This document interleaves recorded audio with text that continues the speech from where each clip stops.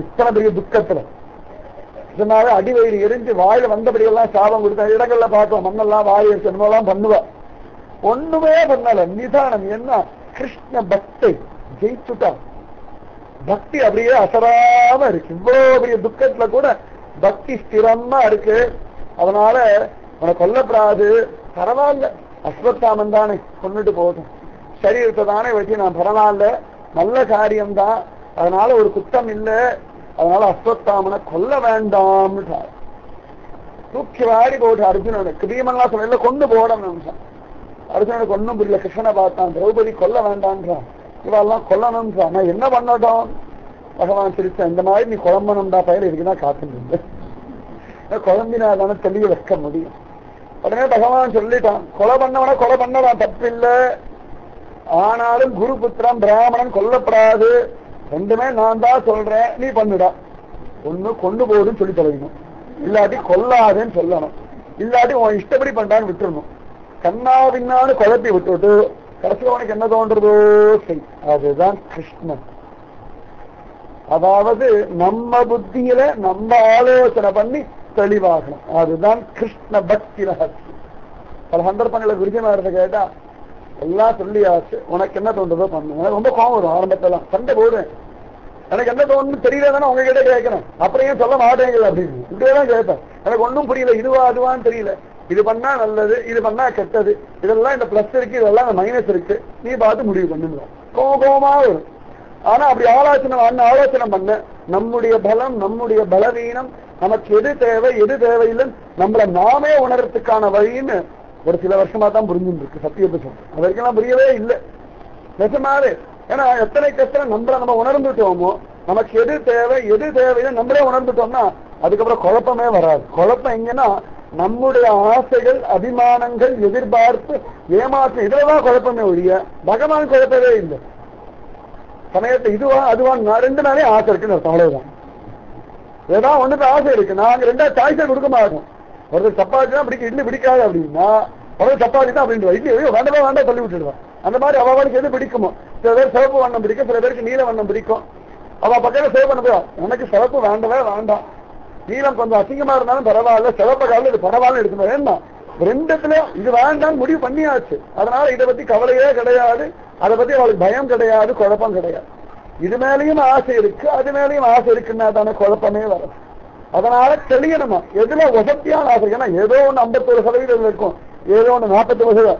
ஒரு பாயிண்ட்ல இது கொஞ்சம் வசதியா இருக்கு, இது கொஞ்சம் தாழ்த்தியா இருக்கு, அது நம்ம உணரும். இதுவா அதுவா, வாழ்க்கையாதான் இதுவா அதுவா அதுவா இதுவான்னுதான். அதுல நம்மளை பத்தி நமக்கு ஒரு நிர்ணயம் வந்துடுச்சுன்னா நிஜமாவே குழம்புறது.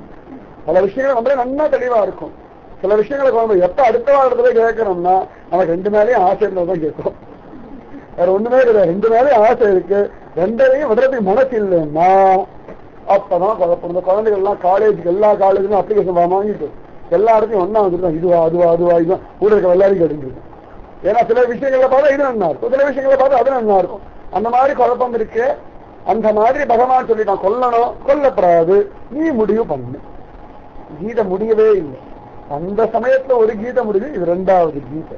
கீதை முடியறதே கிடையாது. அதனாலதான் பெரியவா கீதையை படிச்சு புரியறது இல்லைன்னா அது முடிஞ்சாதானே புரியறதுக்கு, அது முடியறதே கிடையாது. அந்த மாதிரி சொல்லிட்டான்.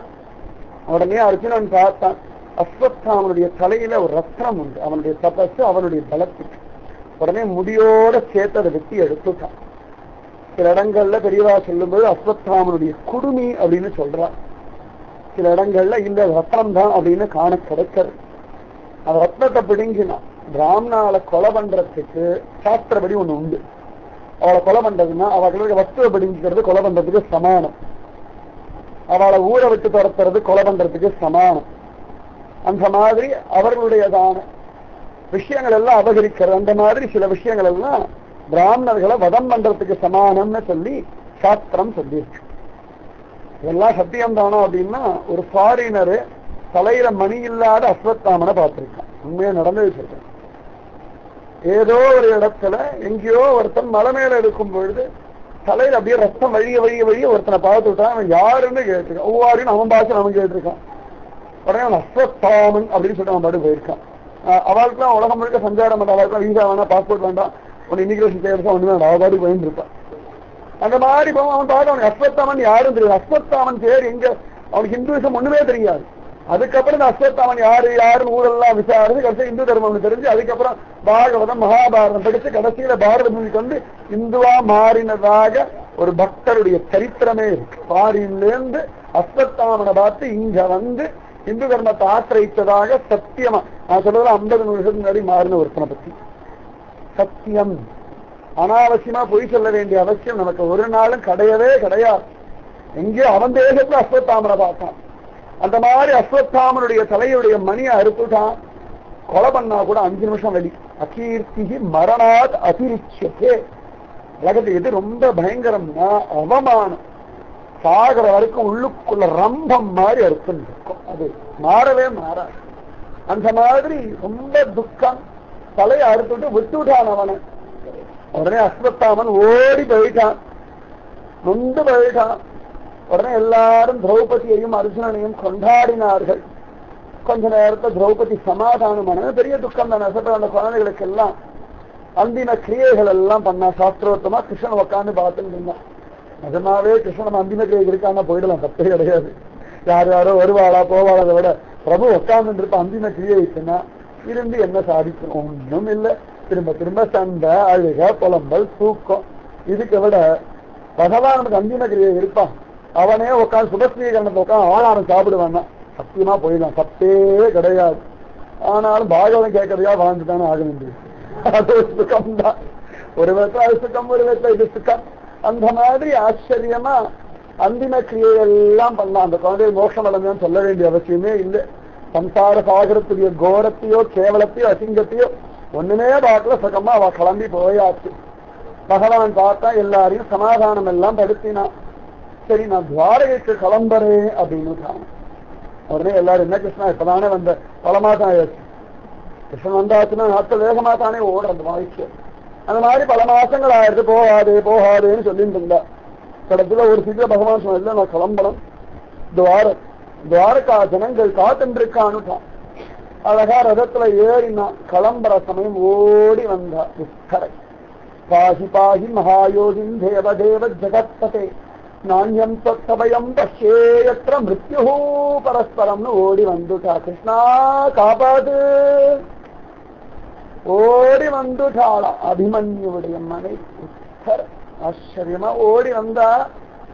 எல்லாரும் வழி அனுப்புற சமயத்துல அவள் மட்டும் ஓடி வந்து கிருஷ்ணா காப்பாத்து காப்பாத்துன்னு கத்தினாலாம். பாகி பாகி காப்பாத்துறாப்பா, பாகி பாகி மகாயோகின்னு தேவதேவ ஜெகத்பதே. தேவாதிதேவா ஏ ஜெகத்பதி மகாயோகீஸ்வரன் தானி, கிருஷ்ணா காப்பாத்து. ஏதோ ஒரு அஸ்திரம் வந்து என் கர்ப்பத்துக்குள்ள நுழைஞ்சு என்னை தகிக்கிறது. அந்த அடி வயிறு உள்ளுக்குள்ள கர்ப்பத்துல வந்து தகிக்கிறதுனாப்பா. அது என்ன கொண்டு போட்டாலும் பரவாயில்ல, என் குழந்தைய கொண்டுடப்படாது. ஏன்னா பாண்டவ வம்சத்துக்கு குரு வம்சத்துக்கு மிச்சம் இந்த ஒரே ஒரு குழந்தை தான் சந்தான சாபம்னு சொல்லுவேன். அந்த மாதிரி இந்த ஒரு குழந்தை தான் இருக்கு. எல்லாரும் போயாச்சு, இவன் ஒருத்தன் தான் இருக்கான். இந்த குழந்தையால சௌக்கியமா இருக்கணும். ஏ பிரபு காப்பாத்துறா. பாகி பாகி மகாயோகின்னு தேவதேவ ஜெகத்பதே நாண்யம் தத்தபயம். நம்ம வச்சா யார் இருக்கா எங்களை காப்பாத்துறதுக்கு? யாரும் இல்லை. பஷ்யேயத்ர மிருத்யு பரஸ்பரம். எல்லாம் விரோதி தான். அத்தனை பேரும் விரோதி. நீ ஒருத்தன் தான் பந்து, நீ ஒருத்தன் தான் சகா, நீ ஒருத்தன் தான் சுகுருத்து. காப்பாத்துறா பிரபோன்னு கதறி. உடனே அத்தனை பேரும் பாக்குறா. ஒன்னும் புரியல. தன்னாட்டு மாட்டு ஒண்ணுதான் குந்தி இருக்கா, பஞ்சபாண்டவர்கள் இருக்கா. ஆனா கர்ப்பத்துக்குள்ள நுழைஞ்சு போய் அஸ்திரம் தகிக்கிறதா குழந்தை என்ன பாடு இருக்கும். அஸ்திரம் போய் உள்ள போய் நுழைஞ்சு தகிக்கிறது. அதே சந்தர்ப்பத்துல பஞ்சபாண்டவர்களை தோக்கிண்டு ஒரு 5 அஸ்திரம் பிரம்மாஸ்திரம் வரலாம். இவாளெல்லாம் அழிச்சு போடணும் அப்படின்னு சொல்லி இத்தனை ஒரே கணக்காலும் பஷ்யேயத்ர மிருத்யு பரஸ்பரம். பஞ்சபாண்டவர்கள் கர்ப்பத்திற்கு குழந்தையை காப்பாற்றுவாள, தங்களை காப்பாற்றிப்பாளா. அந்த மாதிரி ஒரு ஸ்திதி வந்துடுத்து. பகவானுக்கு தெரிஞ்சு வருது எல்லாம் அஸ்வத்தாமன் பண்ண வேலை. இவ்வளவு அட்டகாசம் பண்ணி துரத்தி விட்டு அவமானப்பட்டவர்கள் அடங்கலன்னு துஷ்சங்கம். அந்த மாதிரி அபாண்டவீயம்னு ஒரு அஸ்திரத்தை விட்டுட்டான். அதனால குழந்தைய போய் தகிக்கிறது. அதே சந்தர்ப்பத்துல பஞ்ச பாண்டவர்களை அழிக்கிறதுக்காக அஸ்திரமும் போட்டுட்டான். இவளை அவமானப்படுத்திட்டாளே, முடியறதே கிடையாது, முடியவே இல்லை. ஒழுங்கா அடங்குவான்னு பார்த்தேன், அவமானப்படுத்தி விடமாட்டேன்னு திரும்ப அஸ்திரம் போட்டுட்டான். எல்லாம் ஒரே சமயத்தை வந்து கொடுத்து குந்தி பார்த்தா, எல்லா சமயத்தையும் நீதான் காப்பாற்றிய, நீதான் எப்பொழுதும் காப்பாற்ற கையை கூப்பி நான் யாரும் ஒண்ணும் பண்ண முடியாது. எல்லாம் கையாளாகாத கூட்டம். தேவதா ஸ்வரூபமா இருக்கிற பஞ்ச பாண்டவர்களே தங்களை ரட்சிக்கிறதுக்கு அருகதை இல்லாம இருக்கான்னா நம்ம எல்லாம் தெரியும். நமக்கெல்லாம் தேவ அம்சமே கிடையாது. எல்லாம் ராட்சசன், அசுரன், எல்லாம் பேய் அம்சமா தான் இருக்கும், மனுஷ அம்சம் கூட கிடையாது. அந்த சமயத்தில் யாரும் காப்பாற்ற முடியும்? அத்தனை பேரும் கதறா. உடனே பகவான் சக்கரத்தாழ்வாரை கொண்டு பஞ்ச பாண்டவர்கள் ரட்சிச்சுட்டான். அவ்வளவு சிரேஷ்ட சக்கரத்தாழ். அதே சந்தர்ப்பத்தில் இவ பார்த்துட்டு இருக்க சக்கரத்தாழ்வாரை கொண்டு பஞ்சபாண்டவர் ரட்சிச்சுட்டு இருக்கிறே பகவானே ஒரு சூக்ம ரூபம் எடுத்துட்டு உத்தரையுடைய கர்ப்பத்துக்குள்ள நுழைஞ்சுட்டான். நிஜமாவே பாக்யவதி. பிரபு கர்ப்பத்துக்குள்ள நுழைஞ்சுட்டானா போதுங்க, ஆனந்தமா குட்டி கிச்சா பங்கு சக்கர கதாபத்மபாணியாக அவ கர்ப்பத்துக்குள்ள சூக்ம பகவான் நுழைய முடியுமானா அவனால முடியும். கடிப்பக்கடனா சாமர்த்தியம் ஒண்ணு வேண்டாம். இவளா சோனோகிராபி பண்றேன் ரேஸ் அனுப்புறா, அதுவே உள்ள போய் குழந்தைய பார்க்க முடியும்னா ஏன் கிருஷ்ணனால முடியாது? ஏதோ ஒரு மிஷின் வச்சிருக்கா, இதுல இந்த ரேஸை விட்டா அது கர்ப்பத்துக்குள்ள நுழையும், குழந்தை எப்படி இருக்கு, அது ரத்த படிக்கிறதா, எந்த பொசிஷன்ல இருக்கு எல்லாம் பார்க்க முடியும்னா, ஒரு சயின்டிபிக் இன்ஸ்ட்ருமெண்டே இவ்வளவு தூரம் பண்ண முடியும்னா, மனுஷனுடைய புத்தி சாத்துரியத்தினால உண்டான ஒரு விஷயத்துக்கு எவ்வளவு பலம் உண்டுன்னா ஏன் கிருஷ்ணனால முடியாது? முடியும். அழகாக உள்ளுக்குள்ள நுழைஞ்சுட்டான். இந்த குழந்தைய அப்படியே தகிச்சுட்டு அப்படியே கரிஞ்சு போயிட்டு குழந்தை. ரொம்ப கஷ்டம். இது ஒண்ணும் முடியவும் முடியாது. அம்மாவுடைய கர்ப்பத்துல அப்படி கையை தூக்கி ஒரு மாதிரி வளைஞ்சு கிடக்கிறது, சீ மாதிரி வளைஞ்சு கிடக்கிறது. ஒன்னும் அப்படியே கையாளாகவும் அப்படி பார்த்துட்டு இருக்கு. தகிக்கிறதுன்னு அதுக்கு தெரியறது. காப்பாத்திக்க முடியல. யாராவது காப்பாத்தினா தேவையன்னு தோன்றது. யாரிடத்த சொல்ல முடியும்? வெளியில இருந்து கத்தினாலே தூங்கும் பொழுது கேட்காது. கர்ப்பத்தினால கத்தலா கேட்க போறது ஒன்னும் தெரியாது. அது காலை சரி கைய காலை உதச்சி இந்த பக்கம் தகிக்கிறது, காலை வச்சு நீட்டலாம்னா அதுக்கும் வழி இல்லை. இவ்வளவுதான் கர்ப்பம். அதுலயும் வந்து இந்த அஸ்திரம் தகிக்கிறது. ஆனா இந்த உத்தரகத்தின கத்தல் பிரபு உள்ள நுழைஞ்சுட்டானா ஜோரா கையில இருக்க கதையை கொண்டு சுழட்டி சுழட்டி சுழட்டி இந்த அஸ்திரத்தை ஒண்ணும் இல்லாம பண்றான். இந்த குழந்தை முழிச்சு பாக்குறது. இன்னொன்று கர்ப்பத்துக்குள்ள இருக்கு. முழிச்சு பாக்குறது யாருக்கு? அதாடா அதுக்கு முகம் பிரசன்னமா இருக்கு. கர்ப்பத்துல குழந்தை முகம் பிரசன்னமா இருக்கு. நம்மளை காப்பாற்றுறதுக்கு யாரும் இருக்கா? யாருமே சுத்தி இல்ல. ஆனாலும் ஒருத்தர் இருக்கா. கர்ப்பத்துக்குள்ள யார் அம்மா இருக்காளா, அப்பா இருக்காளா, தாத்தா இருக்காளா, பாட்டி இருக்காளா, பந்து இருக்காளா? ஒருத்தரும் இல்லை. நெசமாவே ஊரிலேன் காணி இல்லை, உறவு மற்றொருவர் இல்லை, பாரின் பாத மூலம் பற்றிலேன் பரமமூர்த்தி காரொளி வண்ணனே கண்ணனே கதறுகின்றேன். ஆளுநர் கலையணம்மா அரங்கமானவர்கள் கட்ட கூட முடியாத ஒரு சிதியில இருக்கு. அந்த சிதியிலையும் எம்பெருமான் உள்ள நுழைஞ்சு ஜோர கதையை கொண்டு இப்படி சுத்தணும். சுத்திர வேகத்தையே சக்கர மாதிரி இருக்கும். அப்ப எவ்வளவு வேகமா சுத்திரமா பார்த்துக்கணும். கதையை இட்னோடு குட்டி கிச்சா கட்ட அளவுதான் இருக்கு. ஆனா அது பண்ற அட்டகாசம் இவனை விட சின்னதா இருக்குது. இது முடிச்சு பாக்குறது. இட்னோடு ஒரு வஸ்து இருக்கு. என்னமோ இந்த மின்னினி பூச்சி மாதிரி சுத்தி பண்ணிட்டு இருக்கு பாட்டு உள்ளுக்குள்ள. இட்னோண்டுக்கு நீலதோழ மத்தியஸ்தா வித்யுல்லே சேவை பார்த்து குட்டி கிட்ட சரியா கட்ட அளவுதான். வேற பிரமாணம் இவ்வளவுதான் கட்ட அளவுதான் பிரபு. அது இந்த கர்ப்பத்தை மேல ஏறி இப்படி பண்ணிட்டு இருக்கு. பக்கத்து கிருஷ்ண வேலை பாக்குறது. இது அவனை பார்த்து கண்ண வேலை சிமிட்டுறாங்க. 4 திருக்கைகள், நீலமேக சாமலம், செந்தாமரை பாதங்கள், செந்தாமரை கைகள், செந்தாமரை கண்கள், செங்கனிவாய், கொழுக்கு மொழி இவனை சுத்தின்னு இருக்கான். உலகமே எவனை சுத்தின்னு இருக்கோ அவன் இங்க பரிசுரை சுத்தின்னு இருக்கான். நிஜமாவே பாக்கியவன். உலகத்துல அளந்த பெருமாள ஜாம்பவான் சுத்தினார் ஸ்ரீவிக்ரம் அவதாரத்துல. ஆனா அந்த உலகளந்த பெருமாளே இந்த பரிசுத்த மகாராஜாவை சுத்துறான்னா எத்தனை சிரேஷ்டம் இந்த பாண்டவ வம்சம். உள்ளுக்குள்ள அழகா சுத்துறான். குழந்தைய சுத்தி அபாண்டவிய அஸ்திரத்தை ஜோர அழிச்சு போட்டுட்டானா. இது முடிச்சு தாக்குறது. என்ன பண்றதுன்னு தெரியல. அழறது பகவானை பார்த்துட்டு பகவான் ஓடி வந்தான். தன் திருவடியினால அது மேல காலை வச்சுட்டான். டக்குன்னு அந்தர்தானமாட்டான். குழந்தைக்கு அபாடா சத்தியம். கர்ப்பத்தில் இருக்கிற குழந்தைய கூட யாரும் காப்பாற்ற முடியாது. பரமாத்மா தவிர சுயம் அனுபவத்துல யாரும் காப்பாற்றவே முடியாது. சத்குரு கிருபை இல்லாமல், பகவத் அனுகிரகம் இல்லாமல் எந்த காரணத்தை கொண்டு யாரும் காப்பாற்றவே முடியாது. ஆச்சரியம். உடனே தெரிஞ்சு கொடுத்தான் உத்தரைக்கு. உள்ளுக்குள்ள இருந்து பகவான் காப்பாற்றிட்டான். குழந்தை ஜம்னு இருக்குன்னு தெரியும். இந்த அஸ்திரம் தகிக்கிறது அவளுக்கு தெரிஞ்சு அஸ்திரம் அணைஞ்சு போயிடுதுன்னு தெரிஞ்சது. அதை தவிர உள்ளுக்குள்ள கிருஷ்ணன் அணைஞ்சானா தானாவே தெரியுமே. வெளில யாருக்கும் தெரியல, அவள்லாம் பார்த்துட்டு இருக்கா. கிருஷ்ணன் வெளில உட்கார்ந்து இருக்கா, நம்மளை காப்பாத்திட்டு இருக்கா அப்படின்னு நினைச்சிட்டு இருந்தா. உள்ள இருக்க குழந்தைய காப்பாத்தனமே காப்பாத்து நினைச்சிட்டு இருக்கா. நான் காப்பாத்தி முடிச்சுட்டு வெளில உட்கார்ந்து இருக்கா. அதான் கிருஷ்ணன். நம்ம எல்லாம் பேசிட்டு காப்பாத்திரமே ஒன்னும் ஆகப்படாது இப்படியே பேசிட்டு இருப்போம். ஆனா உள்ளுக்குள்ள எம்பெருமான் நுழைஞ்சு காப்பாத்திட்டான். உத்தர கையை கூப்பிட்டா, கண்கள் ஆனந்த பாஷ்யம். இதுக்கு என்ன பண்ணுவேன்? இப்படி ஒரு கருணை பண்ணிருக்கியே, இந்த கருணைக்கு நான் என்ன பண்ணுவேன்? தலையெல்லாம் கைமாறில்லைன்னு ஒரு அர்த்தம் உண்டு. உன் பார்த்து இப்படி சேவிக்கிறத தவிர என்னால வேற ஒன்றும் பண்ண முடியாதுராப்பா. நீ பண்ற இத்தனை காருண்யத்துக்கு என்னால முடிஞ்சது உன்னை பார்த்து கையை கூப்பிட்டு உன் சரன்னு விழ முடியும். இவ்வளவுதான்டாப்பா, வேற எதுவும் எனக்கு முடியாதுன்னு இவள் பார்த்தா. பகவான் எல்லாரையும் பார்த்தா, அழகா இருக்கிறதெல்லாம் நீங்க எல்லாம் சேஃபா இருக்க, ஒரு கவலை வேண்டான்னு குஞ்சிதேவிய பார்த்தான். கையை கூப்பின்னு ஓன்னு அழறா. இவ்வளவு சமம் சாதிக்கிறீடாப்பா, எத்தனை பாடுபடுற, எங்க குடும்பத்தை காப்பாதுன்னு இத்தனை பாடா, என்ன அவசியம் இருக்கு? நாங்க என்ன பண்ணோம்? இன்னுமே பண்ணலையே. ஏதான ஒரு ஓரத்துல பக்தி அதுவும் இல்லை, ஏதோ ஒரு சுயநலத்துல ஆசைப்பட்டு கிருஷ்ணார்க்க சொன்னா நல்லதுன்னு சொல்லிட்டு இருப்போம். அதுக்கு இத்தனை காருண்யமா? நாங்களடாப்பா பிரபு, என்ன பண்ற நீ? இவ்வளவு ஆச்சரியமா பண்ணிட்டு இருக்க, நீ என்ன பண்ணிட்டு இருக்கன்னு யாருக்கும் தெரியாதுராப்பா. கிருஷ்ணாய வாசுதேவாய தேவகி நந்தனாய நந்தகோப குமாராய கோவிந்தாய நமோ நமக. பா கிருஷ்ணா, நீ வாசுதேவன், வசுதேவ புத்திரன். கிருஷ்ணாய வாசுதேவாய தேவகி நந்தனாய, தேவகியுடைய குமாரன்டா.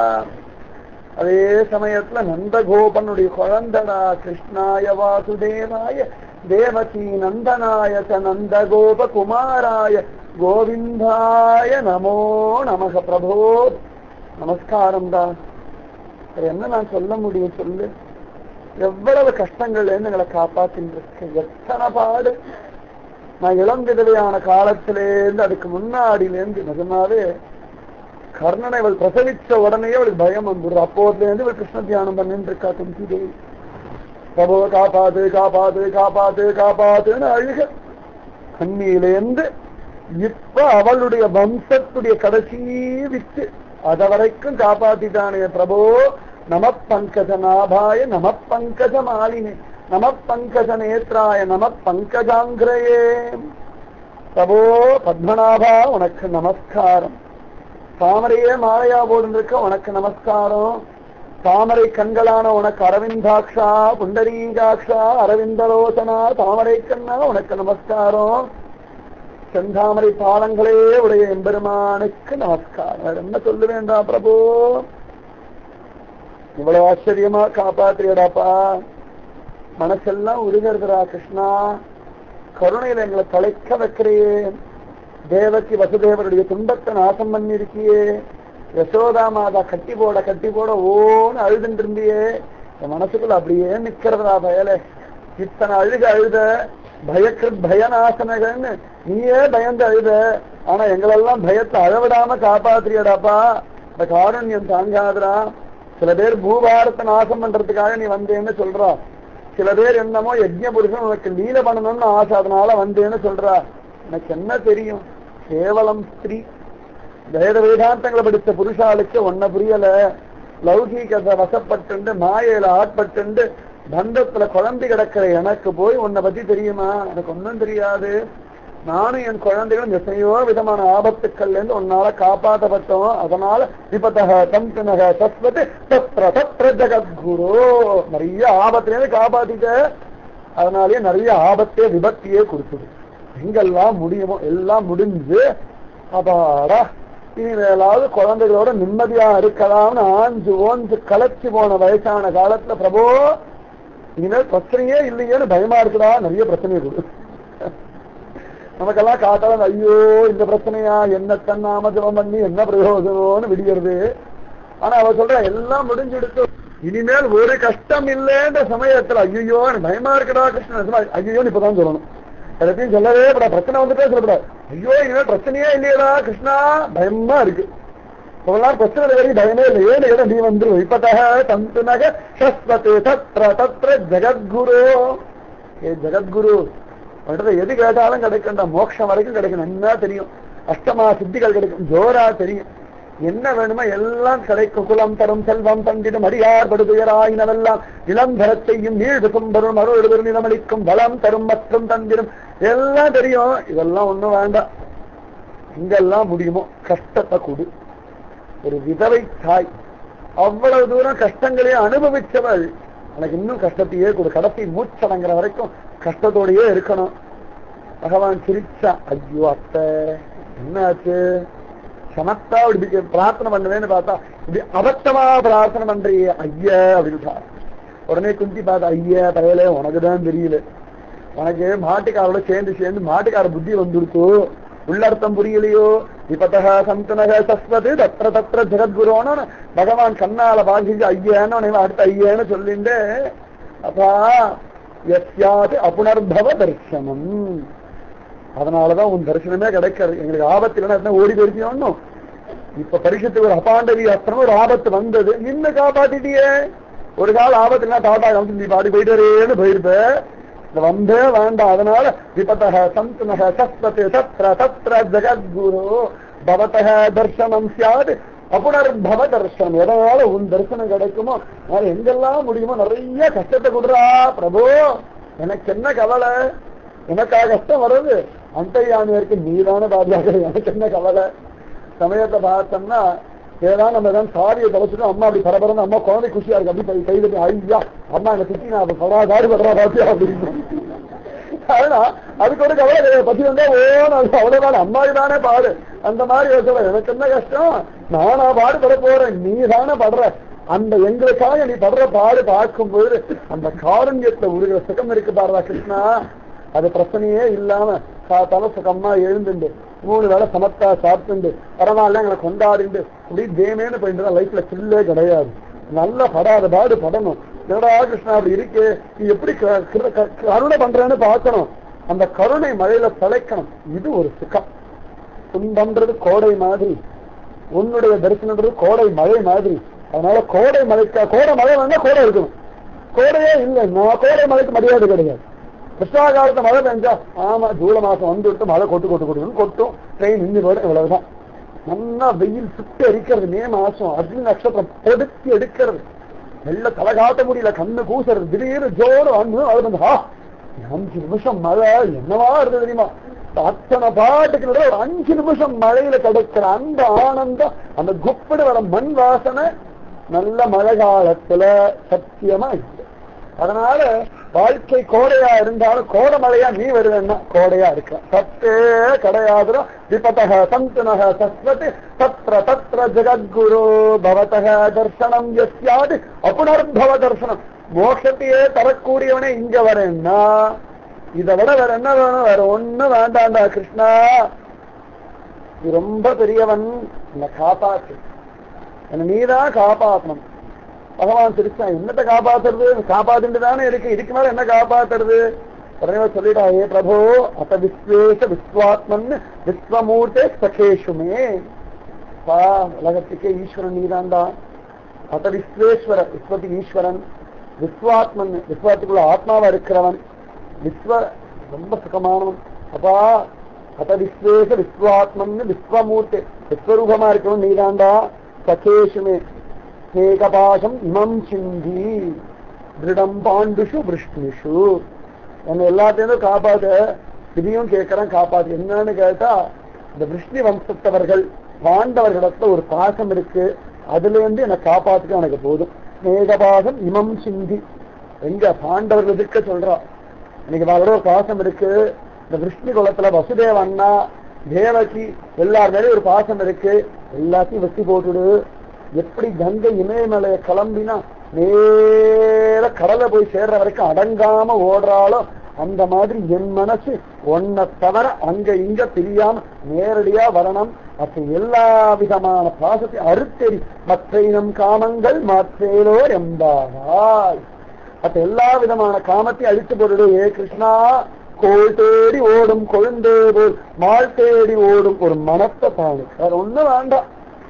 ஒரு கொடி இருக்குன்னா எங்கடா கோல் கிடைக்கும்னு பார்க்கும், ஏன்னா அதுக்கு தானா ஏறக்கூடிய சக்தி கிடையாது.